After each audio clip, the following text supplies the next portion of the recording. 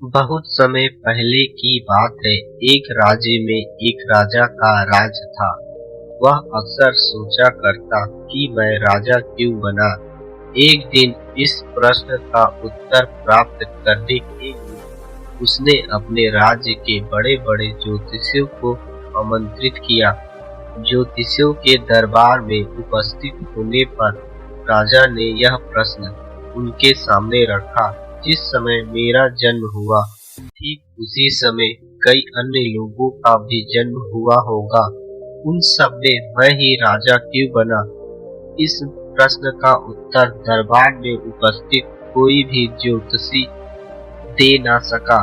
एक बूढ़े ज्योतिषी ने राजा को सुझाया कि राज्य के बाहर इस वन में रहने वाले एक महात्मा आपके इस प्रश्न का उत्तर दे सकते हैं। राजा तुरंत उस महात्मा से मिलने वन की ओर निकल पड़ा। जब वह महात्मा के पास पहुंचा तो देखा कि वो अंगारे खा रहे हैं। राजा घोर आश्चर्य में पड़ गया, किंतु उस समय राजा की प्राथमिकता अपने प्रश्न का उत्तर प्राप्त करना था। इसलिए उसने इधर उधर की कोई बात किए बिना अपना प्रश्न महात्मा के सामने रख दिया। प्रश्न सुन महात्मा ने कहा, राजन, इस समय मैं भूख से बेहाल हूँ।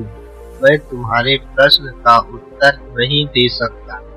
कुछ दूरी पर एक पहाड़ी है, उसके ऊपर एक और महात्मा तुम्हें मिलेंगे। वे तुम्हारे प्रश्न का उत्तर दे देंगे।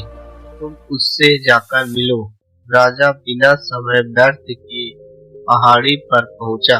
वहां भी उसके आश्चर्य की सीमा नहीं रही जब उसने देखा कि वह महात्मा चिमटे से नोच नोच कर अपना ही मांस खा रहे हैं।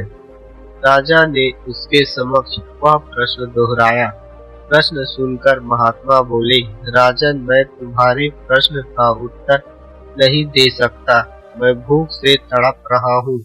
इस पहाड़ी के नीचे एक गांव है। वहाँ 5 वर्ष का एक बालक रहता है। वह कुछ ही देर में मरने वाला है। तुम उसकी मृत्यु के पूर्व उससे अपने प्रश्न का उत्तर प्राप्त कर लो। राजा गांव में जाकर उस बालक से मिला। वह बालक मरने की कगार पर था।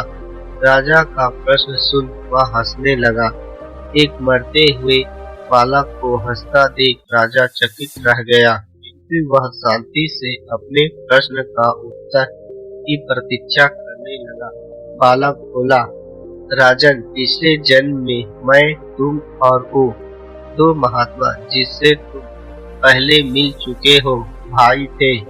एक दिन हम सभी भाई भोजन कर रहे थे कि एक साधु हमारे पास आकर भोजन मांगने लगा।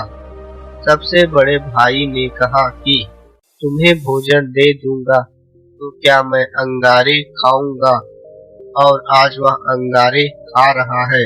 दूसरे भाई ने कहा कि तुम्हें भोजन दे दूंगा तो क्या मैं अपना मांस नोचकर खाऊंगा, और आज